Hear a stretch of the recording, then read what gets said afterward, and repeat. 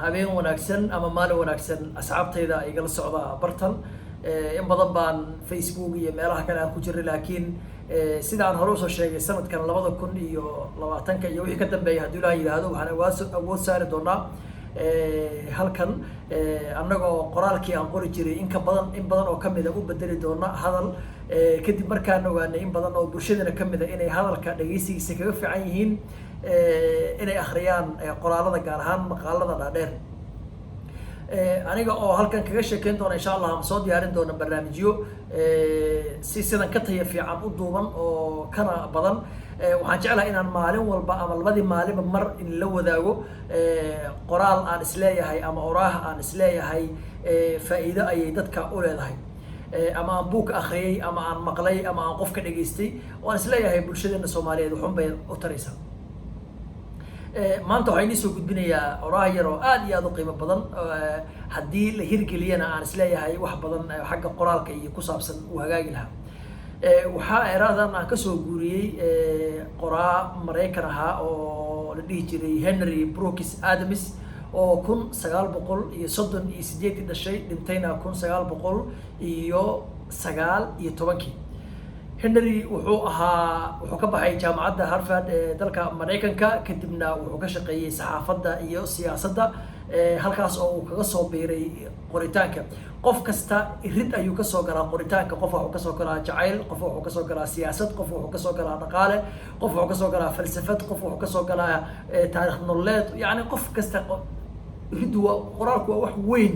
irid buu qof kasta ka soo galaa qoraalka marka meeshii uu Adams ka soo galay waxay ahayd siyaasadda iyo saxaafadda oo badanaa isbarkisan ama isku jira oo aan badanaa kala bixin muddo markii uu halka ka shaqeynayay baa markii dambe wuxuu u bedeshay oo uu caan ku caan baxay qoridda taariikhda sheekafaneedka iyo taariikh nololeedka iyo caan ku noqday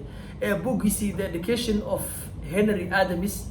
wuxuu in badan waqti aad iyo aad u dheer ahaa buugta loogu jecel yahay ee taariikh nololeedka dalka Mareykanka iyo reer galbeedka Adams baa wuxuu leeyahay markaa haddii qof kasta oo gabayaa ah ama qoraa ah waxa uu soo saarayo ama hadday tahay gabay ama hadday tahay buug ama hadday tahay maqaal uu aad uga dadaalo aad uga baaraandago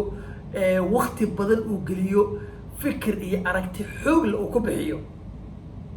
wax kasta oo qofku uu qorayo hadduu ku bixiyo waxaa soo bixi lahaa wax aad u qurux badan oo nolosha bini aadanka macno u samaysa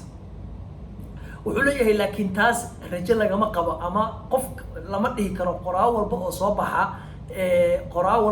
baxa wuxuu qorayaa wax wanaagsan oo tayo leh oo fiican lama dhihi karo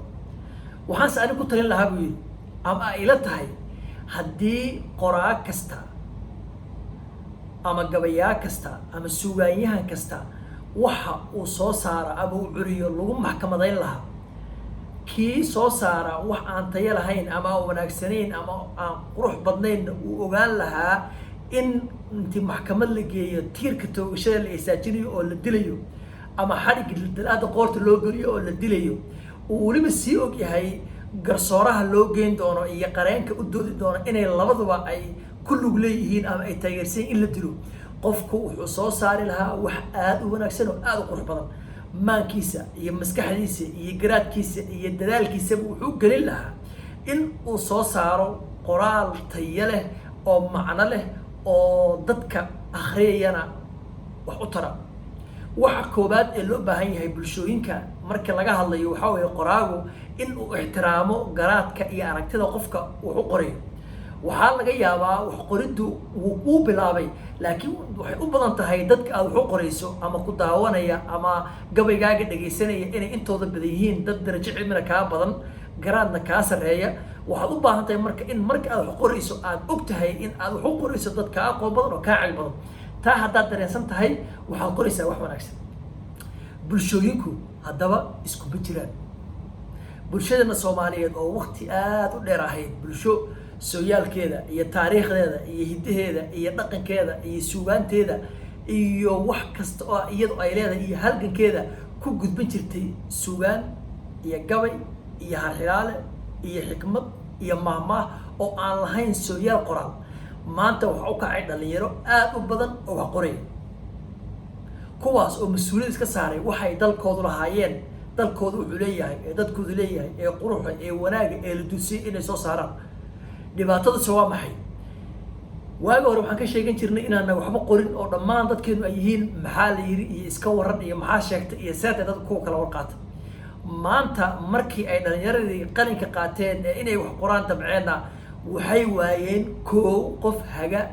oo tawjiihiya oo aragti siiya oo khibrad ku beeriya sababtoo maba jiro qof meesha uga horreeyay labo waxay waayeen dawlad ama jiha rasmi ah oo dadkii kala reebta oo qofkii wax fiican wax walba oo la qoro uu soo maro qofkii wax fiican qor dhahdana thank you waad mahadsantahay wax fiican baa qortay qof kalena wax maada qorin ama kan uma mudno in la nashriyo maanta qof kasta oo Soomaaliya oo wax qoraya waxaa saaran mas'uuliyad aad iyo aad u weyn sababtoo ah wuxuu matalayaa ama ka socdaa mujtamac ama bulsho aan lahayn wax qoritaan bulshooyinka haysta boqolaal iyo kumanaan qof oo wax qora qofka ka soo dhaxbaxa مسؤوليات بدن مصر لكن نينك كسر بحي بلش أن وحب قرن بلش أن هو تاريخ قرآن لهين وحصل مسؤوليات آدوين أو كوكس بيس إنه دلالو وآدو دلالو وح وناكس وسمين كان وسمين أنت بطلت كحد حال إنه قفك وحقر وهيبه وإلهي بحيو وهيبه قفك كل شيء تطبع حد عن لحد مغلقين وهيبه قاربة تضباط قاربة زيادة قاربة إلا سياشي جالسي لكن